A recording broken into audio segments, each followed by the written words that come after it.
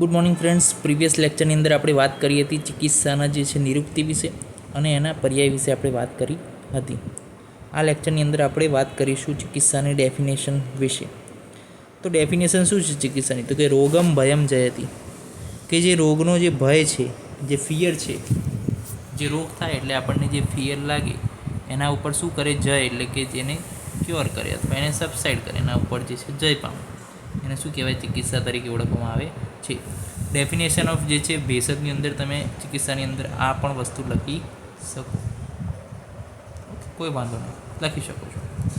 પછી એના ટાઈપ વિશે વાત કરીએ તો ટાઈપમાં શું કીધું છે? તો કે પહેલી આવે છે એકવિધ ચિકિત્સા, એટલે કે એની અંદર શું છે? નિદાન પરિવર્જન, એટલે કે આયુર્વેદના દરેકે દરેક વૈદ્ય કન્સલ્ટન્ટ ન કહી શકે, દરેક વૈદ્ય એ શું છે?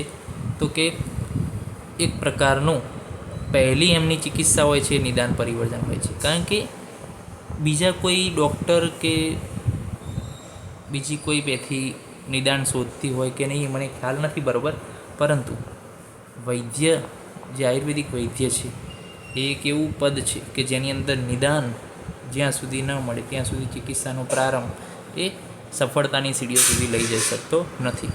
તો નિદાન પરિવર્તન જે છે ફર્સ્ટ સ્ટેપ છે તમારી ચિકિત્સાનું. તો નિદાનને શોધવું બહુ જ ઉપયોગી થઈ નીવડે છે. એટલા માટે જ કહીએ છીએ કે જ્યારે તમે કોઈ આયુર્વેદિક વૈદ્યને મળવા જાઓ છો ત્યારે તમારે 20થી 25 મિનિટ તો ખાલી તમારે ત્યાં આગળ તમારું જે છે કાઉન્સિલિંગ થાય છે. 20થી 25 મિનિટ મિનિમમ. કેમ? કારણ કે આ 20થી 25 મિનિટમાં એ તમારા જિંદગીની અંદર વૈદ્ય બેસીને તમારી જિંદગીને આખી જુએ છે કે તમે ક્યાં નિદાનનું સેવન કરી રહ્યા છો, ક્યાં વિહારત નિદાન છે, ક્યાં માનસિક નિદાન છે, બધું જ જે છે ચેક કરી રહ્યો હોય છે. બરાબર છે? તો એ વસ્તુ જે છે એ મહત્ત્વની છે. તો પ્રથમ એકવિધ ચિકિત્સા શું છે? નિદાન પરિવર્જન. સંક્ષેપતઃ ક્રિયાયોગો નિદાન પરિવર્જન. સંક્ષેપમાં કીધું છે કે શું કરવાનું છે? નિદાન પરિવર્જન કરવાનું છે. નિદાનને અવગણવાના છે આપણે. જો એને અવગણશું તો આપોઆપ જે છે ચિકિત્સા થશે. દાખલા તરીકે કોઈ આઈસ્ક્રીમ ખાય છે, બરાબર છે? આઈસ્ક્રીમના કારણે કોઈને શરદી થાય છે, તો આઈસ્ક્રીમ નહીં ખાય તો પછી એને શરદી નહીં થાય. ઓકે, તો આ નિદાનનું શું થયું? પરિવર્તન થયું. બીજી વસ્તુ વાત કરીએ કે દ્વિવિધ ચિકિત્સા. તો દ્વિવિધ ચિકિત્સાની અંદર કયા કયા પાર્ટ આવે છે? તો એક આવે છે શીત ચિકિત્સા અને ઉષ્ણ ચિકિત્સા. શીત અને ઉષ્ણ ચિકિત્સા એમાં જુઓ. શીત ચિકિત્સા શેના માટે છે? તો કે hot therapy for disease cause by coldness. અને ઉષ્ણ ચિકિત્સા અહીંયા થોડું ઉલટું આપ્યું છે. શીત ચિકિત્સા એ કોલ્ડ ચિકિત્સા છે કે જે પિત્ત જ વિકારો હોય એની અંદર આપવામાં આવે છે, અને ઉષ્ણ ચિકિત્સા જે છે કફ જ વિકારોમાં આપવામાં આવે છે. આ પ્રકારની વાત થઈ ગઈ. સંતર્પણ અને અવતર્પણ ચિકિત્સા. સંતર્પણ શું કરે? બોડીને નરિશમેન્ટ કરે. અવતર્પણ શું કરે? બોડીને જે છે લાઇટ કરે, લીન કરે. શોધન જે છે સમન છે, શોધન જે છે શું કરે? આખું બહાર નીકાળે દોષોને. સમન જે છે પેસિફાઈ કરે. ઉર્જસ્કર રોગજ્ઞ. ઉર્જસ્કર શું છે? તો કે જે ઉર્જાની અંદર વધારો કરે.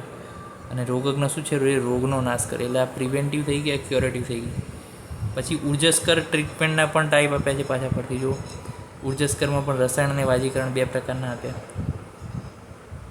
પછી રોગજ્ઞ ચિકિત્સામાં 2 આપ્યા, રોગ પ્રશમન અને અપુનર્ભવ. તો તમારા આ રીતના લખવાનું થાય ચિકિત્સામાં. જો ઉર્જસ્કર, રોગજ્ઞ. ઉર્જસ્કર, રોગજ્ઞ. ઉર્જસ્કરના 2 ટાઈપ, રસાયણ વાજીકરણ. રોગના 2 ટાઈપ, રોગ પ્રશમન અને અપુનર્ભવ. આ રીતના જે છે ચાર્ટિંગ પણ તમે એક્ઝામની અંદર કરી શકો છો. તો રોગ પ્રશમન એટલે કે રોગનું શું કરે? નાશ નહીં કરે પણ પ્રશમન કરશે. અને અપુનર્ભવ કે જે ફરીથી ઉત્પન્ન જ ના થાય એ પ્રકારની જે છે ચિકિત્સા છે. પછી દ્રવ્યભૂત ચિકિત્સા, અદ્રવ્યભૂત ચિકિત્સા, એટલે કે જેની અંદર ડ્રગ વપરાય ને બીજાની અંદર ડ્રગ ના વપરાય. એ રીતના જે છે અહીંયા આપેલું છે 2 પ્રકારનું. ઓકે, તો 2 પ્રકારની ચિકિત્સા આટલી થઈ. હવે 3 પ્રકારની ચિકિત્સા. તો કે દેહ વપાશે, આપણને ખ્યાલ છે. યુક્તિ વપાશે, આપણને ખ્યાલ છે. સત્વાવજય એક સાયકોલોજીકલ થેરાપી છે. બીજી વસ્તુ આવે છે કે અંતઃપરિમાર્જન, બહિપરિમાર્જન, શસ્ત્ર પરિનિદાન. તો કે અંતઃપરિમાર્જન કે ઇન્ટરનલ મેડિસિન છે. બહિર્પરિમાર્જનને એક્સટર્નલ જે એપ્લિકેશન કરીએ છીએ, અને શસ્ત્ર પરિનિદાનમાં જે સર્જરી કરીએ છીએ આવશે. પછી હેતુ વિપરીત ચિકિત્સા, વ્યાધિ વિપરીત ચિકિત્સા, ઉભયાર્થકારી ચિકિત્સા. આ પણ આપણે રોગની નામો ભણી ચૂક્યા છીએ.